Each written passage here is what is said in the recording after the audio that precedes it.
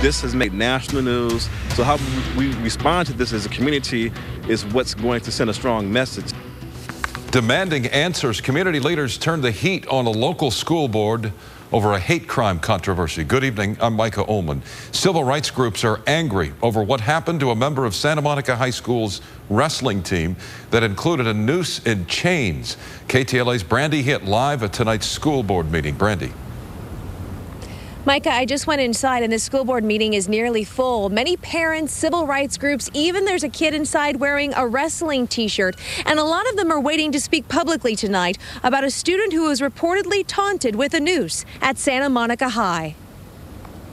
The school board should be held accountable. Civil rights groups are prepared to address the Santa Monica School Board tonight over a noose that, according to a police report, was found hanging inside the Santa Monica High School locker room last month.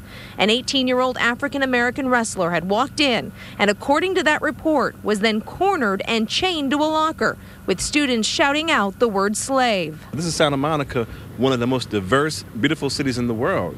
Yet this reminds me of what could happen or what did happen back in Selma or Mississippi back in the 60s. What's also upsetting to many is how the situation unfolded days later. The teen did not tell his mother, and students tell KTLA the school knew about the incident. Some students say cell phone pictures were even taken of the ordeal, but that the school administrators had them deleted. So we want to know why they did not report this to the police immediately and what took them so long to contact the mother. She didn't find out from the school board. She found out from another parent, so we're outraged. The police department is now investigating the case, and the district superintendent released this statement, quote, "The district welcomes the investigation and is fully cooperating with the Santa Monica Police Department. But now there's a second investigation. The LA County Sheriff's Department confirms it's investigating allegations of possible misconduct by school administrators." The eyes of America are on the city of Santa Monica. This has made national news. So how we respond to this as a community is what's going to send a strong message.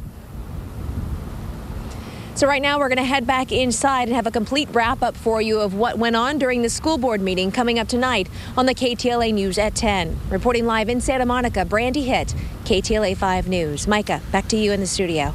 Brandi, thank you. Terrorizing anyone with a noose is a criminal offense. So a crime was committed at that high school. Now at 10, angry activists demand answers from local school board members over an alleged hate crime. They want to know why parents of students at Santa Monica High School were kept in the dark. KTLA's Brandi Hitt was at tonight's school board meeting where a noose got people's attention. Brandi. Definitely, Mike and Cher. This school board meeting here in Santa Monica was full of surprises tonight. Not only did a wrestling coach come forward saying everyone's got the story all wrong, but there were angry parents and angry activists who brought a noose. Once again, terrorizing anyone with a noose is a criminal offense. So a crime was committed at that high school, according to the state law.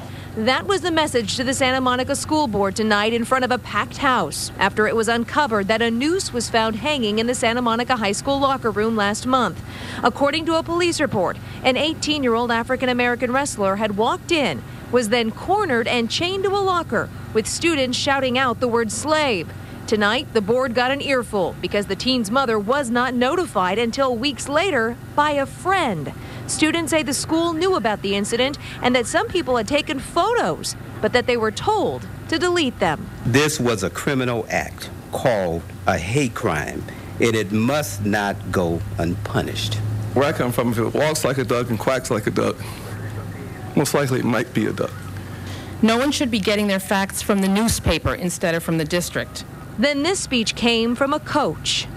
His intent by his statement and African-American athlete that was in the room that there was nothing racially said during that period. The second incident, which is completely unrelated, of being locked to a locker. It is a prank. It is not hazing.